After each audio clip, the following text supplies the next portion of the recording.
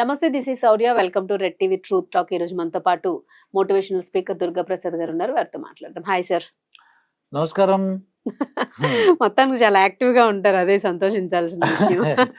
మీరు నవ్వుతూ ఉంటారు, మమ్మల్ని నవ్విస్తూ ఉంటారు. దానికి ఏంటంటే ఆహార నియమాలు ఉంటాయి దాంట్లో. అంత అంటే టైంకి తినేస్తారు, టైంకి నిద్రపోతారు. అది ఆ రెండింటి వల్ల మీ హెల్త్ స్మైల్ అనేది ఉంటుంది. ఎగ్జాక్ట్లీ అలాగే ఉండాలి సార్ అందరూ. సార్ అంటే ఇప్పుడు మనము ర్యాపిడో, ఓలా, లైక్ ఇలాగ ప్రైవేట్ క్యాబ్స్, ఇలా దీనికి సంబంధించి ట్రాన్స్పోర్టేషన్ ఏదైతే ఉందో చాలా ఉన్నాయి. వీటిల్ని ప్రజలు రవాణా కోసం వినియోగించుకుంటూ ఉన్నారు, ఒక ప్లేస్ నుంచి ఇంకొక ప్లేస్ కి వెళ్ళడానికి. అది సో దీని మీద తరచూ ఏదో కంప్లైంట్స్ వస్తున్నాయి. వాళ్ళకున్న ప్రాబ్లం వాళ్ళకు ఉంటుంది, పబ్లిక్ ఉన్న ప్రాబ్లం పబ్లిక్ ఉంటుంది. సో దీనిలో ఏంటంటే కొంతమంది జస్ట్ ఇప్పుడు మనం బస్సుని తీసుకున్నాం అనుకోండి, ఒక 10 to 15 కిలోమీటర్స్ దూరం వెళ్ళడానికి బస్ టికెట్ 40 రూపీస్ 45 రూపీస్ ఉంది. ఒకవేళ మనం మెట్రోని తీసుకున్నా కూడా మెట్రో కూడా 40 నుంచి 60 మధ్యలో ఉంది. 40 రూపీస్ 60 మినిమల్స్ ఉన్నాయి. బట్ ఈ ర్యాపిడో కానీ, బైక్ కానీ, ఆటో కానీ ఇవి తీసుకుంటే సేమ్ డిస్టెన్స్ కి వాళ్ళు 170, 200, 300 వాళ్ళకి నచ్చిన చార్జెస్ వాళ్ళు వేస్తూ ఉన్నారు. అండ్ బస్సులో వెళ్ళినా ఎక్కడ వెళ్ళినా కూడా మనం ఒకటే రూట్, మనకు తెలిసిన రూట్ లోనే పోతా ఉంటది, అంతే కదా. బట్ ఇవేం చేస్తాయంటే ఆ గల్లీ అని ఈ గల్లీ అని షార్ట్ కట్లు అని అవన్నీ ఇవ్వని అంటారు. బట్ నేను కూడా చాలా సార్లు వెళ్ళాను కానీ నాకు ఎప్పుడు షార్ట్ కట్ లా కనిపించలేదు. ఆ డిస్టెన్స్ ఎక్కువలా కనిపించింది. దాన్ని ఎందుకు దాన్ని డబుల్ చేసుకుంటూ పోతున్నారు వీళ్ళు అన్న ఫీలింగ్ వచ్చింది. At the same time charges కూడా ఎక్కువే పడి, దాని మీద ఉన్నదానికన్నా వీళ్ళు ఎక్స్ట్రా వేసుకుంటున్నారు. ఎందుకేసో బాబు అని చెప్పేసానంటే, ఇదేంటి ఇందాక చూపించింది 110 కదా, నువ్వు ఇప్పుడు 145 వేసావేంటి అని అంటే, లేదు మేడం మొత్తం తిరిగి వచ్చాను. తిరిగి రమ్మని ఎవరే అడిగారు, నేను అడగలేదు కదా, నువ్వు ఎందుకు తిప్పి తీసుకెళ్ళావు అని చెప్పి చాలాసార్లు గొడవ అయింది. ఇవ్వాల్సిన అమౌంట్ ఎట్లా ఇస్తాము, కానీ ఎందుకు తిప్పి తీసుకెళ్ళావు, నువ్వు ఒక రూట్ ఉండేటప్పుడు షార్ట్ కట్ లో తీసుకెళ్ళమని ఎవరు చెప్పారు? అసలు గూగుల్లో ఇట్లానే చూపించింది అని సమాధానం చెప్పారు. సో నేను ఇక్కడ అనేది ఏంటంటే, ఓకే వాళ్ళ ప్రాబ్లం వాళ్ళకు ఉంది, గూగుల్లో చూపించిందనో ఇంకోటి ఒక ఫిక్స్డ్ ప్రైస్ అంటూ ఉండాలి. అండ్ వీళ్ళు గల్లీల్లోనే ఎట్టబడితే తిప్పుకొని పోతే ఫస్ట్ వెళ్లే వాళ్ళకి సెక్యూరిటీ ఉండదు, సేఫ్టీ ఫీల్ అవ్వరు. కానీ ఎమర్జెన్సీ వెళ్ళాలి, తప్పదు, అదే మార్గం ఆటోలు, బైక్లు. సో దీనికి ప్రభుత్వము భారత్ యాప్ అని కొత్త యాప్ ని, అంటే నాకు తెలిసి ఇలాంటివన్నీ బేరీజ్ చేసుకుని యాప్ ని దించారు. దాని వల్ల ఉపయోగం ఏంటి ఇప్పుడు మీరు ఏమంటారంటే, నిజంగానే ఇది యూజ్ అవుతుంది అంటారా? వీటితో పోటీగా అది చేయగలుగుతుంది అంటారా? అంటే ఎక్కువ మార్కెట్ లో ఎన్ని కంపెనీలు వస్తే అంతగా ప్రజలకు సౌకర్యంగా ఉంటది, వాళ్ళ మధ్యలో ఆరోగ్యకరమైన పోటీ ఉంటది. ఇదివరకు ఒక టెలిఫోన్ కావాలనుకోమ్మా, మీకు తెలియదు ఆ విషయం. మా చిన్నప్పుడు నేను ఒక టెలిఫోన్ నెంబర్ అప్లై చేసుకుంటే నాకు ఒక నెంబర్ ఇచ్చి 3 years 4 years వెయిట్ చేసేవాళ్ళం ఫోన్ రావడానికి. మొత్తం పండగ అనమాట. చుట్టుపక్కల వాళ్ళందరికీ నాకు ఫోన్ వచ్చింది, ఫోన్ గొప్పగా అందరికి ఫోన్ చేసి చెప్పడం, పెద్ద ఫంక్షన్ లాగా చేయడం, ఇది మాకు ఫోన్ నెంబరు.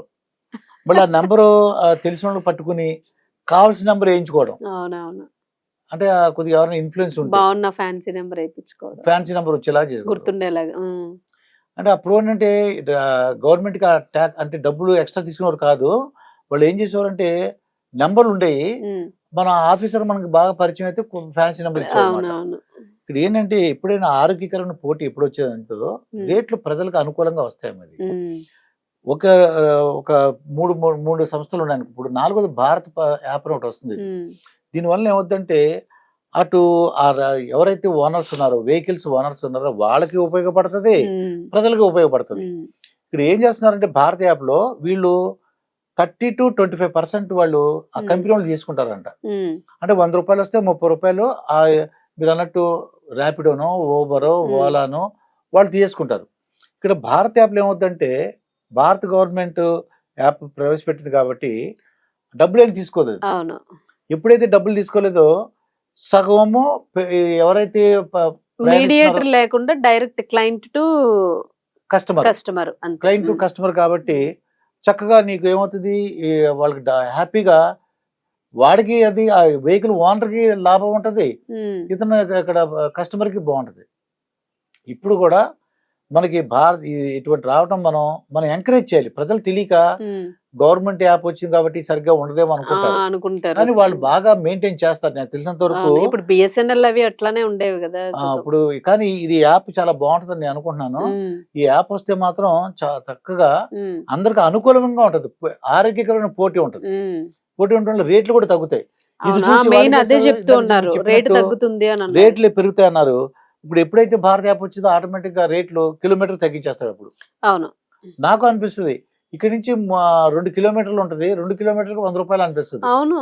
ఇదేంటి 2 కిలోమీటర్లు కదా, ఒక 50 రూపాయలు 60 రూపాయలు ఓకే, అవును. కానీ ఇదేంటి అనిపిస్తుంది. కానీ మనం ఏంటి అర్జెంట్ వాళ్ళతో ఆర్గ్యూ చేయాలి, దాంట్లో అంటే వచ్చిన ఇప్పుడు మనీ. వాళ్ళ సమస్య ఎలా ఉంటుందో, యువతలోడు కూడా వేరే దగ్గర ఉద్యోగం చేస్తూ ఉంటాడు, వాడి తిప్పులు వాడుకుంటాయి.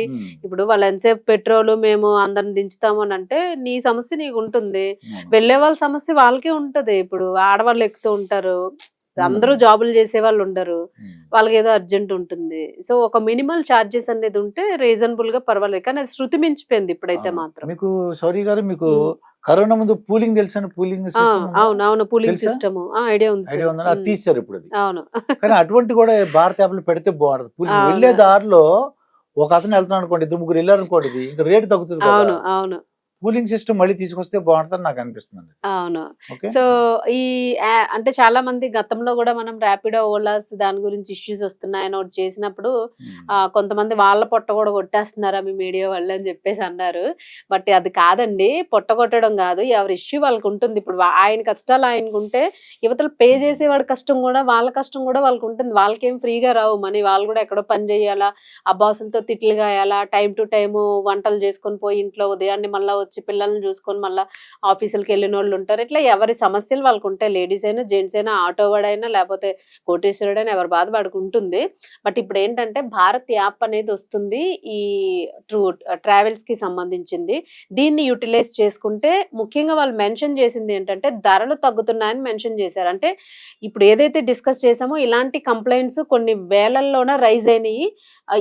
దీన్ని పరిగణలోకి తీసుకునే వాళ్ళు భారత్ యాప్ అని చెప్పేసి ఆ వెహికల్ దానికి సంబంధించింది తెస్తూ ఉన్నారు. సో ఆల్మోస్ట్ అందరూ కూడా అందుబాటులో ఉన్న వాళ్ళు దీన్ని వినియోగించుకుంటే ఖచ్చితంగా ఈ ప్రైసింగ్ అనేది కూడా కంట్రోల్లోకి వస్తుంది, అండ్ సేఫ్టీ ఉంటుంది మెయిన్ గాను. సో ట్రై చేద్దాం. మనం ప్రస్తుతానికి అయితే ఢిల్లీలో వస్తుంది అని అన్నారు, అండ్ మన మిగిలిన ప్లేసెస్ లో కూడా ఎప్పుడు వస్తుందా అని వెయిట్ చేస్తూ ఉన్నాము. సో అది